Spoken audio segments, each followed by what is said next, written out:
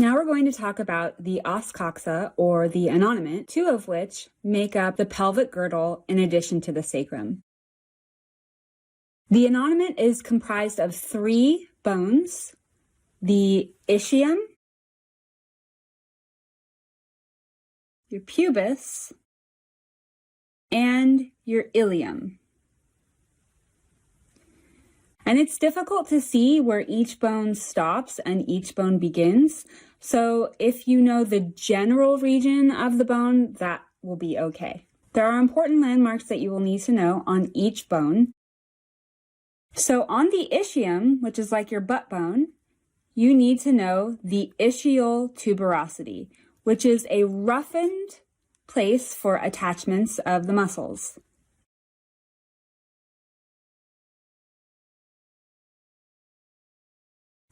On the pubis, you will need to know the pubic symphysis, which is where it articulates via cartilaginous tissue with the other side of the pelvis, or the other innominate. And this part is important because we're going to be using this area to estimate sex once we get to the next module. The other landmark on the pubis you will need to know is the pubic crest. The large hole here is the obturator foramen. This roughened area on the ilium is the auricular surface, and this articulates with the sacrum.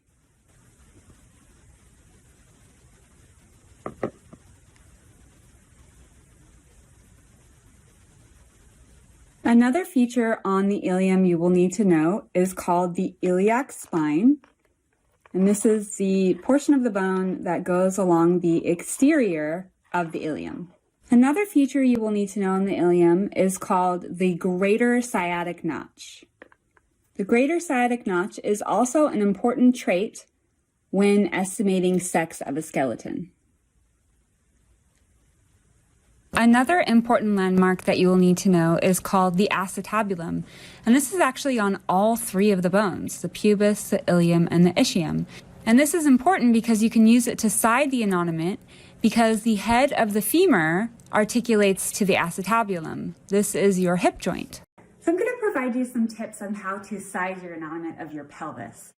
So the first bone of the pelvis that you're going to want to look for is your pubis. And the pubis should always be facing anteriorly and superiorly. So the next thing you're going to want to look for is the landmark of the acetabulum, which is always going to be facing laterally, just like the glenoid fossa of the scapula faces laterally to receive the head of the long bone of the humerus. The acetabulum is going to receive the head of the femur. So it's always going to be facing laterally.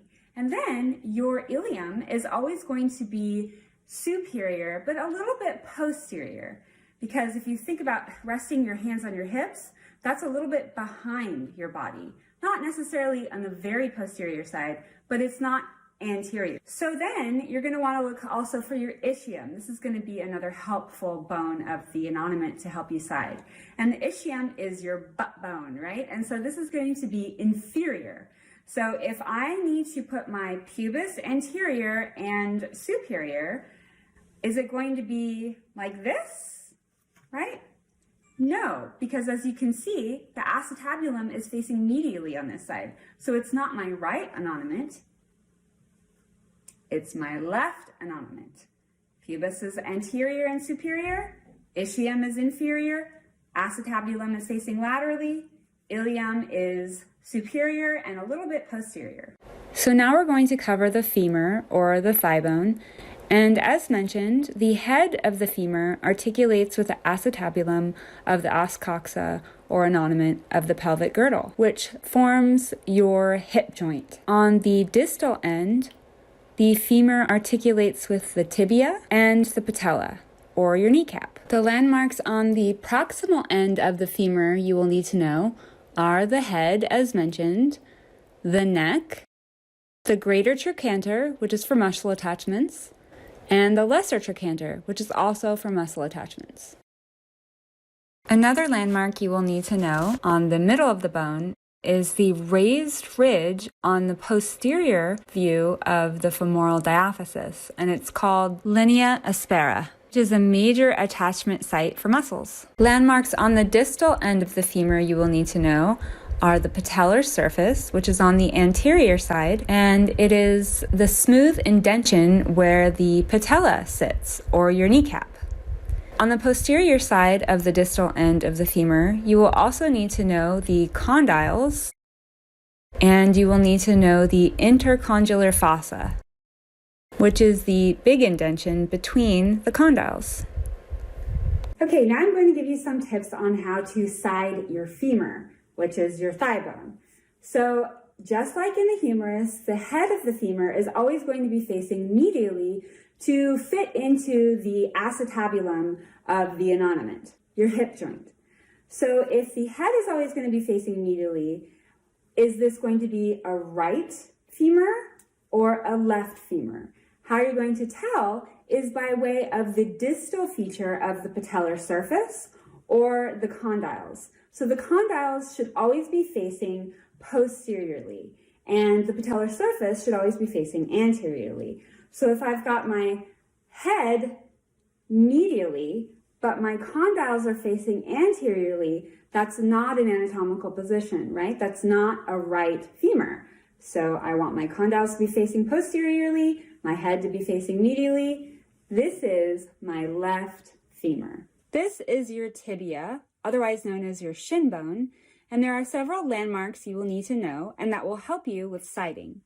This is the medial malleolus, and as you can assume, the medial malleolus is always pointing medially. And your medial malleolus is actually what you're feeling when you feel your inner ankle bone. So the distal end of the tibia articulates with the tarsal of the foot. And we'll get to the tarsals in just a minute. On the proximal side of the tibia, you will need to know the tibial tuberosity, which is a roughened projection of bone for muscle attachments. To side the tibia, you're going to look for the tibial tuberosity, which should always be anterior and proximal. And then you're going to look for your medial malleolus, which should also be medial. And that's how you're going to be able to side your tibia. This is the fibula, and in anatomical position, it sits lateral to the tibia. And the distal end makes up what you feel as your outer ankle bone. The proximal end is chunky and bulbous. And I'm not going to make you side the fibula, nor am I going to make you remember any of the features, because the distal and proximal ends are really hard to distinguish online especially. But you will need to know where it rests in anatomical position, as well as what bones it articulates with. And so it articulates proximally with the tibia, and it articulates distally with the tarsals.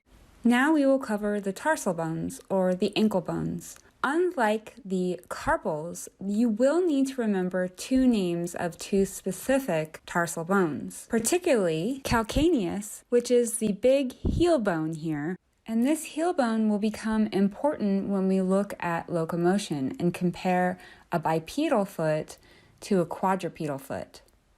The other tarsal bone you will need to know is called the talus.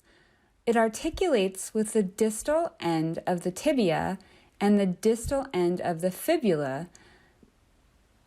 So this is why it is important. And it's raised and smooth. Overall, there are 7 tarsal bones.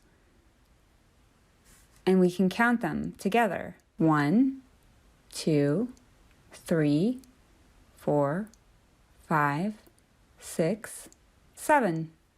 Finally, we're going to cover the metatarsals and the phalanges of the foot. So just like the metacarpals of the hand, the metatarsals are the bones that comprise the palm or sole of your feet. The phalanges start with the proximal phalanges closest to the metatarsals, followed by the intermediate phalanges, also called middle phalanges in your reading, and followed by the distal phalanges. Just like the thumb, the big toe does not have an intermediate or middle phalanx. I'm not going to make you remember all the features on these bones, but you will need to know how many of each there are, and you will need to be able to side the human foot. So the big toe is always going to be medial, and the calcaneus tarsal is always going to be posterior and inferior. And this is how you're going to be able to side your foot. Okay, that concludes our portion on the appendicular skeleton. Thank you for watching.